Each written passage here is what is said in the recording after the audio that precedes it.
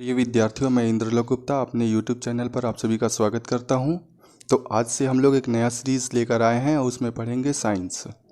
जैसे हम लोग पढ़ेंगे सामान्य विज्ञान। तो क्योंकि सामान्य विज्ञान जो होता है उसमें बहुत सारी चीज़ें पढ़नी होती है, फिजिक्स, केमिस्ट्री और बायोलॉजी। उससे बहुत सारे क्वेश्चन पूछ लिए जाते हैं। किसी भी एग्ज़ाम में साइंस का वेटेज बहुत ज़्यादा है, तो उससे बहुत सारे क्वेश्चन पूछ लिए जाते हैं। तो हम लोग आज से शुरू करेंगे सामान्य विज्ञान। हम लोगों को पढ़ना है सामान्य विज्ञान। ये जनरल साइंस है। ये आईआईटी और इंजीनियरिंग करने वाले बच्चों के लिए नहीं है। तो इसमें हम लोगों को क्या पढ़ना है? फिजिक्स, केमिस्ट्री और बायोलॉजी पढ़ना होता है। तो इसमें हम लोग पढ़ेंगे फिजिक्स, केमिस्ट्री और बायोलॉजी। तो सबसे पहले फिजिक्स शुरू करने से पहले हम ये बता दें कि जो विज्ञान है वो साइंस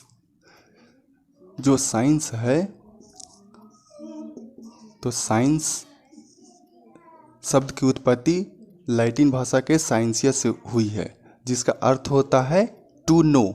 मतलब कि जो भी प्रकृति में घटनाएं हो रही है उसके बारे में जो हम लोग जानते हैं क्रमबद्ध, उसके ज्ञान को साइंस के अकॉर्डिंग हम लोग पढ़ते हैं।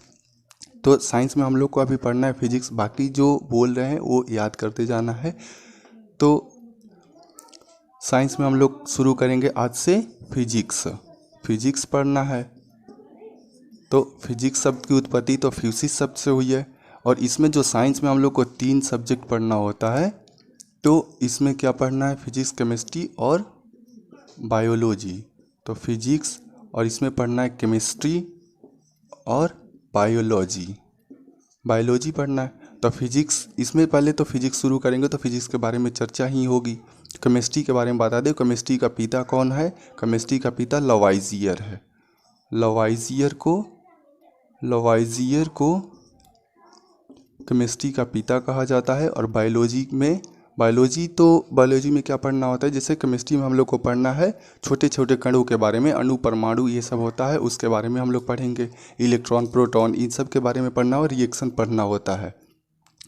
ये कार्बनिक और अकार्बनिक मतलब केमिस्ट्री करके इसको पढ़ा जाता है। और बायोलॉजी में क्या है? तो बायोलॉजी में तो जिसमें जीव होता है उनके बारे में पढ़ना। तो जीवन किस में होता है? जीवन होता है एक तो पौधों में होता है और दूसरा जंतुओं में होता है। तो पौधों के लिए जो पौधे वनस्पति होता है, तो वनस्पति के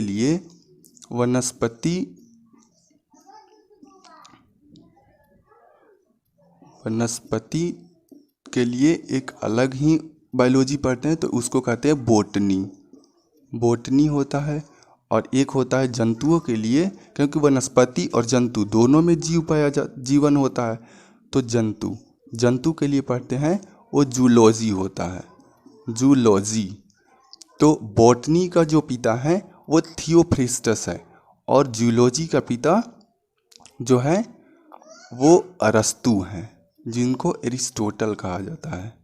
अच्छा, ये वनस्पति बॉटनी और जूलॉजी को हम लोग जब केमिस्ट्री शुरू हो जाए, केमिस्ट्री ख़त्म हो जाने के बाद में, फिजिक्स ख़त्म हो जाने के बाद में फिर बायोलॉजी हम लोग शुरू करेंगे। फिर उसके बाद में पढ़ेंगे अच्छी तरीके से। तो अभी हम लोग शुरू करते हैं फिजिक्स। तो सबसे पहले फिजिक्स के बारे में ये आप लोग बताइए कि फिजिक्स के पिता कौन हैं और आधुनिक फिजिक्स के पिता कौन हैं और फिजिक्स के आधुनिक पिता कौन हैं। इसमें 3 प्रश्न आते हैं। मैं जो बोर्ड पे लिख के बता दे रहा हूँ कि भौतिक विज्ञान के पिता, एक तो पूछ लेता है भौतिक विज्ञान के पिता,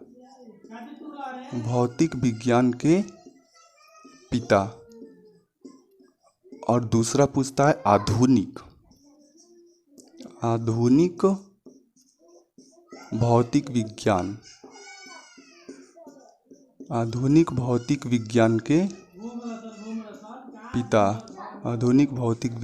के पिता। और पूछता है, एक और क्वेश्चन पूछता है कि भौतिक विज्ञान के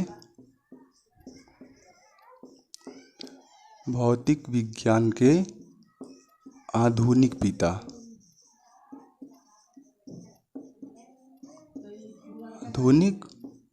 पिता।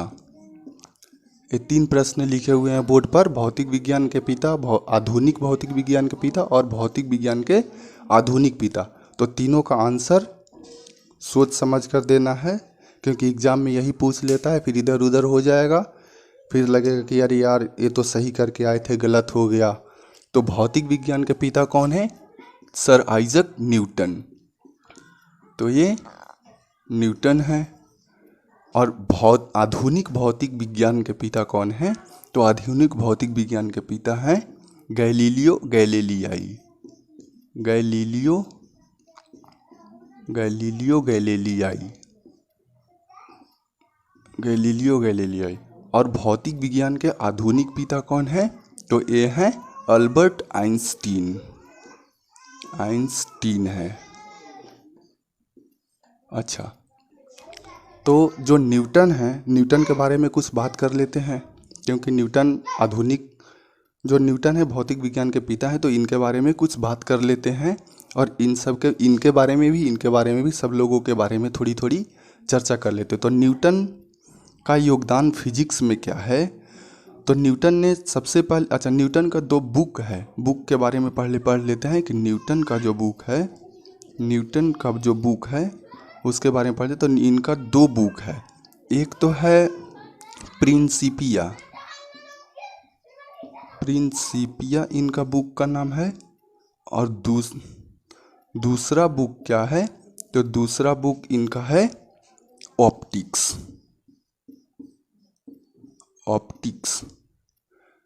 दूसरा बुक ऑप्टिक्स है। इसमें क्या है? गति के बारे में दिया है, गति के नियम इन्होंने दिया है, 3 नियम, गति का 3 नियम। और ऑप्टिक्स में प्रकाश के बारे में। तो इसमें बताया कि प्रकाश, जो श्वेत प्रकाश होता है, सूर्य का श्वेत प्रकाश 7 रंगों से मिलकर बना है। 7 रंगों से मिलकर बना है। और प्रिंसिपिया इसमें गति के नियम दिए, गति का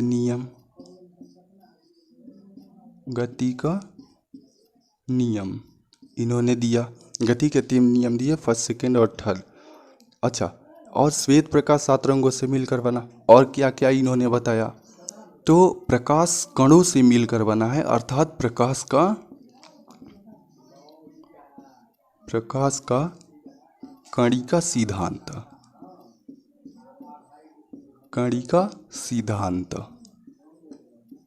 प्रकाश का कणिका सिद्धांत दिए। और क्या दिए? तो ये बाइनोमियल थ्योरम दिए। बाइनोमियल थ्योरम अर्थात द्विपद प्रमेय, ये 12th में पढ़ना होता है, द्विपद प्रमेय। और क्या दिए? आकलन गणित, मतलब कैलकुलस। ये सब भी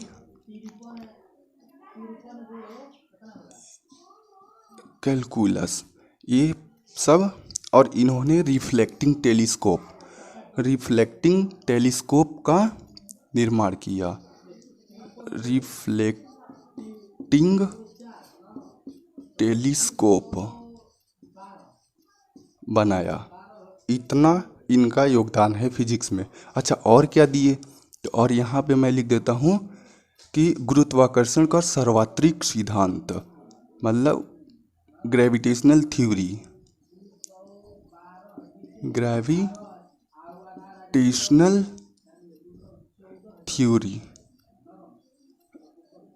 ग्रेविटेशनल थ्योरी दिया, गुरुत्वाकर्षण का नियम दिया, सार्वत्रिक गुरुत्वाकर्षण। अरे कैपिटल जी होता है 6.22 ऐसे करके 6.62 गुणे 10 के पावर -11 न्यूटन मीटर स्क्वायर पर केजी स्क्वायर होता है, वो दिए।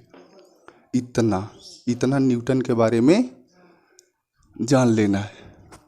अब मैं इसको मिटा देता हूँ, फिर उसके बाद में गैलीलियो के बारे में थोड़ी बात कर लेते हैं। तो गैलीलियो ने क्या किया? गैलीलियो ने दूरदर्शी बनाया था। और गैलीलियो का भी फिजिक्स में बहुत योगदान है। बेचारे भाई साहब को कैथोलिक चर्च वालों ने मार दिया। क्यों? क्योंकि ये ओल्ड टेस्टामेंट के विचारधारा में नहीं थे। गैलीलियो गैलीलियाई इन्होंने किया दिया, तो इन्होंने जड़त्व का नियम दिया, जड़त्व का नियम, लॉ ऑफ इनर्शिया।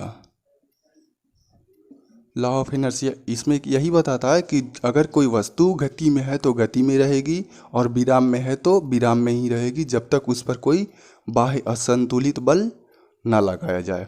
जड़त्व का नियम दिया। अच्छा, गैलीलियो ने शनि ग्रह जो सैटर्न प्लैनेट है उसमें 7 छल्ले पड़े हुए हैं, तो शनि ग्रह के छल्लों के बारे में बताया।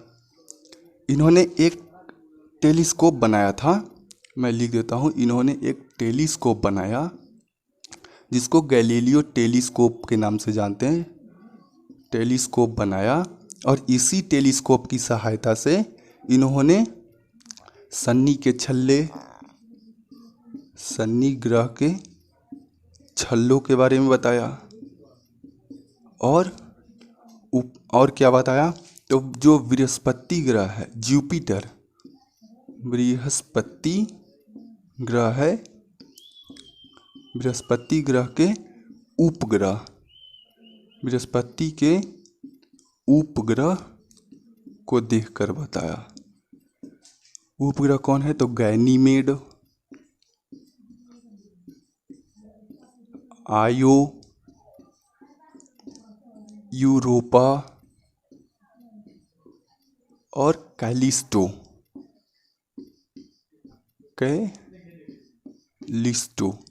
कैलिस्टो को देखकर बताया अपने टेलीस्कोप में।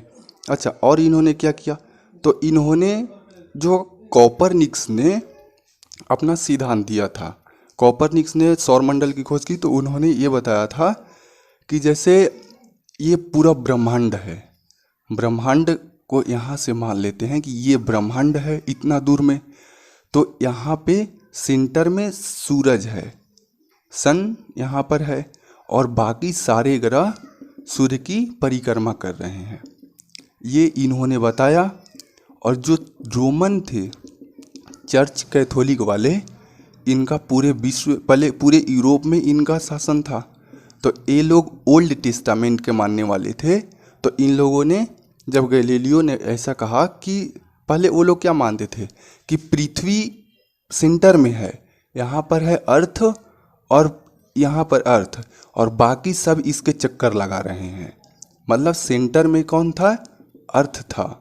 लेकिन गैलीलियो ने बताया कि सेंटर में अर्थ नहीं है, सूरज है, यहाँ पर क्या है, सन।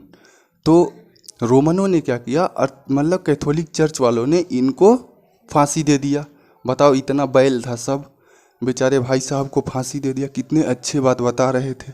फिर बाद में कोपरनिकस ने इसको प्रूफ कर दिया कि सूरज ही है। तो 1991 के करीब, 1990-91 में अब वहाँ की सरकार ये मान गई कि जो गैलीलियो को फांसी दिया गया था वो गलत तरीके से दिया गया था। गैलीलियो बेचारे भाई साहब सही थे, फिर भी अब जिसकी जान चली गई तो चली गई, एक बार जान गई फिर दोबारा नहीं आएगी। उसके बाद में, अच्छा, इनको जो गैलीलियो गैलीलियाई थे, आइंस्टीन ने इनको आधुनिक भौतिक विज्ञान का पिता कहा था। आइंस्टीन ने ही कहा था गैलीलियो को कि ये आधुनिक भौतिक विज्ञान के पिता हैं। अब आइंस्टीन के बारे में थोड़ी बात कर लें, इसको मिटा दे रहे हैं। सब बातों को ध्यान से सुनना है, एक बार में याद नहीं होगा, इतना पक्का है। 2-3 बार वीडियो को देखना है और लिख लिख कर याद करते रहना है, ऐसा नहीं है। अच्छा, आइंस्टीन के बारे में बता देते हैं। आइंस्टीन, अल्बर्ट आइंस्टीन, इनका क्या योगदान है, तो इन्होंने ऊर्जा द्रव्यमान समीकरण,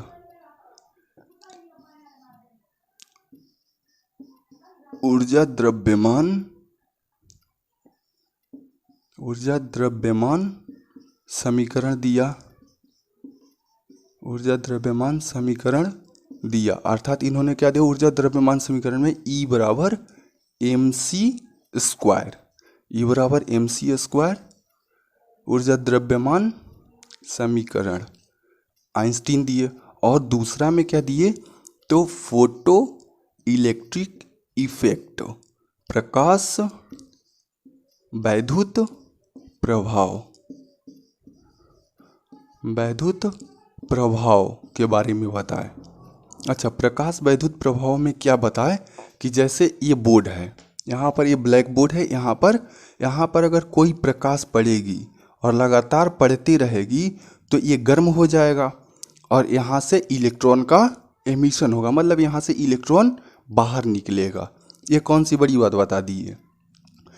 और इसी के लिए इतना, इससे तो ज़्यादा हमारे भारत वाले बताते हैं। हाँ, ये बताओ ये क्या बता दिया, कुछ नहीं बताया। और इसी पर खुश होकर इनको, आइंस्टीन को 1921 में क्या कर दिया कि फिजिक्स में इनको नोबेल प्राइज़ दे दिया, नोबेल पुरस्कार दिया गया, पुरस्कार दिया गया। नोबेल प्राइज़ का शुरुआत कब से हुआ, तो नोबेल प्राइज़ 1901 ईस्वी से दिया जाता है प्रत्येक 10 दिसंबर को। अल्फ्रेड जो नोबेल थे उनके पुण्यतिथि पर अल्फ्रेड नोबेल ने डायनामाइट का आविष्कार किया था। अच्छा, नोबेल प्राइज़ के बारे में एक वीडियो हम बना देंगे, पूरी नोबेल प्राइज़ के बारे में होगी कि नोबेल प्राइज़ अब तक भारत में किन किन लोगों को मिला और क्या होता है। इतना बात तो समझ में आ गई होगी। यही पढ़ना आइंस्टीन के बारे में, गैलीलियो और न्यूटन के बारे में। इसके बाद में अब हम लोग शुरू करेंगे सामान्य विज्ञान के चैप्टर। तो चैप्टर में हम लोग को क्या पढ़ना है, तो पहला चैप्टर होता है मापन। तो हम लोग शुरू करेंगे मापन पढ़ेंगे, फिर उसके बाद में मोशन पढ़ेंगे, फिर ऐसे चैप्टर बढ़ती जाएगी, फिर फोर्स, ग्रेविटेशन, प्रकाश, सब चीज़ तो पढ़ना है, इलेक्ट्रिसिटी, सब कुछ पढ़ेंगे। तो पहला चैप्टर है मापन, मेजरमेंट, मापन मेजरमेंट।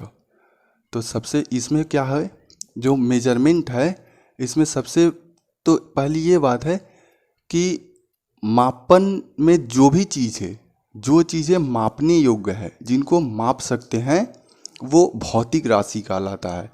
तो इसमें पढ़ना होता है जो भौतिक राशि, मतलब फिजिकल क्वांटिटी। तो भौतिक राशि क्या है, भौतिक राशियाँ, भौतिक राशियाँ, भौतिक राशियाँ क्या है, जिन्हें मापा जा सके, मापा जा सके। एक एक बात मैं बोर्ड पे लिख लिख के पढ़ा रहा हूँ। ऐसा नहीं है कि बाकी टीचर जैसा डिजिटल बोर्ड है, बोर्ड पे लिखा हुआ है बस आके पढ़ देना है। बोर्ड पे लिखा कुछ नहीं, अपने से पढ़ाना होता है। कुछ चीज़ें छूट जाए तो वो अलग की चीज़ है। अच्छा, पिछला वीडियो मैंने बनाया था पॉलिटी का, उसमें ये बताया था सरकार के अंग, कार्यपालिका, विधायिका और न्यायपालिका। तो उसमें चौथा जो सरकार का अंग है वो मीडिया को दिया जाता है। ये बातें छूट गई थी, क्योंकि सब बातें जो जितना याद आएगा उसी को तो बताएंगे, तो याद कभी कभी भूल जाता है कुछ, तो वो चीज़ें छूट गई थी। ऐसा तो नहीं है कि बोर्ड पे लिखा हुआ है कि उसको पढ़ दें। हाँ, पहले से लिखा नहीं होता, जो याद आया बता दिए, जो याद नहीं आएगा वो छूट जाएगा, तो फिर अगले वीडियो में याद आने पर बता देंगे। तो जिन्हें मापा जा सके तो याद कर लेना है कि जो सरकार का अंग है, तो सरकार का चौथा पिलर जो होता है वो मीडिया होता है। मीडिया क्या करता है, तो ये तो पॉलिटी की चीज़ है, फिर भी फिजिक्स में नहीं बताना चाहिए, लेकिन फिर भी मैं बता दे रहा हूँ कि वो छूट गया था, तो उसको मतलब कि आप लोग अपने से जोड़ लीजिएगा। कार्यपालिका, विधायिका और न्यायपालिका के बाद में मीडिया चौथा पिलर लोकतंत्र का माना जाता है। भौतिक राशियाँ जिन्हें मापा जा सके। अच्छा, मापने के लिए तो क्या होता है, एक तो होता है कि मात्रक, एक होगा मात्रक, और दूसरा में क्या होगा, संख्यात्मक मान होगा। संख्यात्मक मान, यही चीज़ तो होता है, संख्यात्मक मान।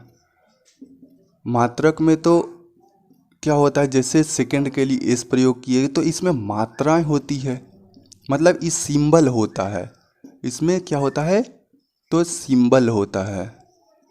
और ये मात्रात्मक मान में क्या होता है कि मात्रक का कितनी बार प्रयोग हुआ है, मतलब कि कितनी बार प्रयोग हुआ है,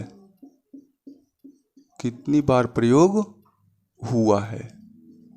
जैसे ये बोले कि 1 केजी, तो इसमें केजी क्या है, तो केजी है मात्रक, यहाँ से लिख देते केजी है मात्रक, और ये क्या है, संख्यात्मक मान है, ये है संख्यात्मक मान 1 है। अगर 10 न्यूटन लिख दे तो 10 न्यूटन क्या है, तो न्यूटन है मात्रक और 10 है संख्यात्मक मान। इतनी बातें समझ में आ गई होगी। अच्छा, तो फिजिकल क्वांटिटी जो है, फिजिकल क्वांटिटी भौतिक राशियों को 2 भागों में बांट के पढ़ते हैं। तो भौतिक राशियाँ 2 प्रकार की होती है, ऐसे तो होती 3 प्रकार की है, लेकिन 2 ही सिलेबस में है, तो हम लोगों को 2 ही पढ़ना है, बाकी तीसरा नहीं पढ़ना है। तो पहला मैं बता देता हूँ, पहला क्या होता है, स्केलर क्वांटिटी अर्थात अदिश राशि, अदिश राशि स्केलर क्वांटिटी, इंग्लिश में बता दे रहा हूँ, इंग्लिश अपने से लिखते जाइएगा। अदिश राशि, और दूसरा क्या होता है, सदिश राशि, वेक्टर क्वांटिटी, सदिश राशि। और तीसरा क्या होता है, तीसरा भी मैं लिख देता हूँ, एक तीसरा होता है टेंसर क्वांटिटी, टेंसर क्वांटिटी होता है, मतलब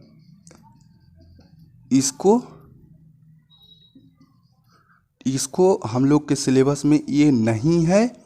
ये जो बच्चे बीटेक करते हैं, आईआईटी में पढ़ते हैं, तो वो सेकंड सेमेस्टर या थर्ड सेमेस्टर में इसको पढ़ना होता है, टेंसर क्वांटिटी को। ये तो हम लोग को पढ़ना नहीं है, आउट ऑफ सिलेबस है, तो मैं बता दिया कि टेंसर क्वांटिटी भी होता है। अच्छा, अदिश राशि क्या होता है और सदिश राशि क्या होता है, इसके बारे में मैं बता दूं। तो वी राशियाँ ऐसी भौतिक राशियाँ जिसमें परिमाण और दिशा दोनों हो, वो सदिश होता है। परिमाण प्लस दिशा, यही तो होता है डायरेक्शन। ये मैग्नीट्यूड है और ये डायरेक्शन है, इसका इंग्लिश क्या होता है, मैग्नीट्यूड, और इसका क्या होता है, डायरेक्शन। तो इसमें दिशा तो है लेकिन परिमाण नहीं होता अदिश राशियों में। और सदिश राशि में क्या होता है, परिमाण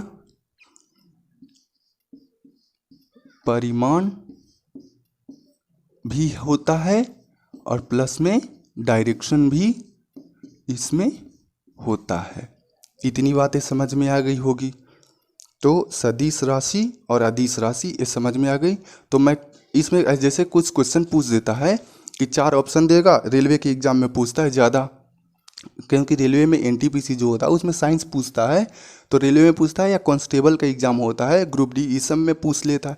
तो जैसे ऐसे दे देगा कि इसमें से कौन सदिश राशि है, ऐसे 4 ऑप्शन दे देगा, फिर उसमें पूछेगा कौन सदिश है कौन अदिश है, तो इसमें चुनना होता है। तो कितने बच्चे का ये गलत हो जाता है।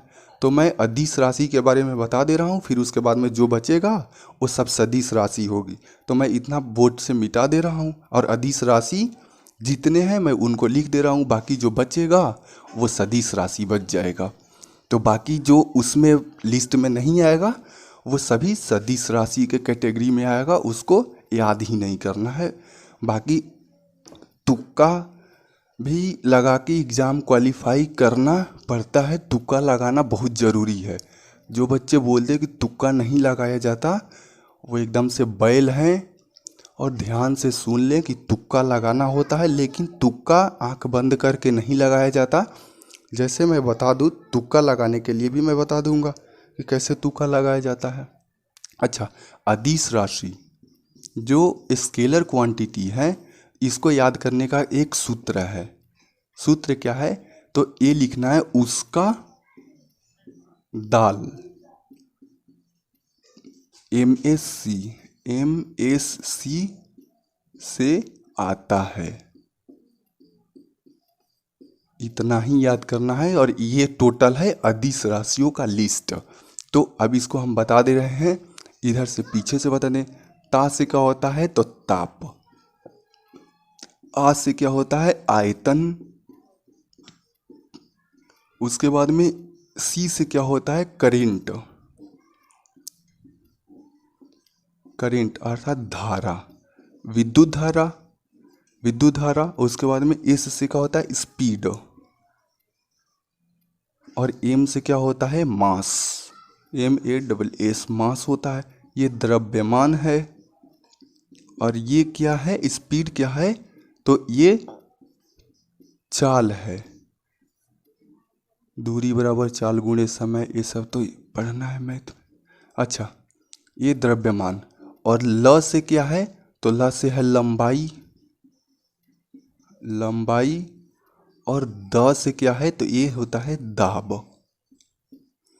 और क से क्या है तो क से होता है कार्य, कार्य ऊर्जा और समय एक चैप्टर ही आता है उसको पढ़ना है। और स से क्या होता है तो स से होता है समय,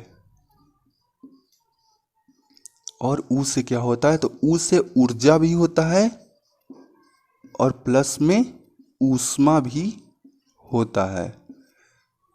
ये थोड़ा तिरछा है लेकिन याद कर लेना है, इन सब चीज़ों को याद करना है, इतना ही है अदिश राशि। अच्छा, जैसे आया अगर एग्ज़ाम में कि कुछ एग्ज़ाम में क्वेश्चन आते हैं, जैसे कि अगर ऐसे करके क्वेश्चन पूछ लिए जाए कि इसमें कौन सदिश राशि है और कौन अदिश राशि है, और अदिश राशियों में इन दोनों को दे दिया ऑप्शन में, ऑप्शन में तो कुछ ना कुछ तो देगा ही। चार में से जो भी इसमें आया, इसमें से जो भी ताप, आयतन, धारा, चाल, द्रव्यमान, लंबाई, दाब, कार्य, समय, ऊष्मा, ऊर्जा, ये सब आ गया तो इतना तो याद करना है ये अदिश राशि है। चार ऑप्शन में पूछ दिया कौन सदिश है या कौन अदिश, अगर अदिश पूछ लिया, अगर इतना में दिखा तो वही होगा। अगर चार ऑप्शन में, अगर ऑप्शन को भी ध्यान से देखना है, इसलिए कि कभी कभी दो ऑप्शन भी दे देता है, ताप भी दे देगा और चाल भी दे देगा, फिर हो जाएगा लफड़ा। तो क्या करना है, और फिर आंसर में क्या दे देगा कि ताप और चाल दोनों, तो इसको ध्यान से देख के तब लगाना है, ऐसे नहीं कि ऐसे हवाबाजी कर जाए। तो इसमें जो भी इसमें आए इसको पहले चुन लेना है, अगर चुन के आंसर सही मिल गया तो मिल गया, और नहीं मिला तो इसको एलिमिनेट करके फिर अपने से कुछ कुछ चीज़ें तो याद भी होनी चाहिए। तो सदिश राशि भी कौन कौन सा है वो याद होना चाहिए, जैसे वेग, विस्थापन, समवेग, ये सब होता है, तो सदिश राशि उन सबको याद कर लेना है। तो इसके बाद में यही है अदिश राशियों का लिस्ट, इतना याद कर लो। फिर उसके बाद में पढ़ना है राशियाँ, तो राशि में मूल राशि और व्युत्पन्न राशि, तो इसके आगे से हम लोग पढ़ेंगे अगले क्लास में। और इतना ही पर इसके आगे देखने के लिए मिलते हैं अगले एपिसोड में फिर से।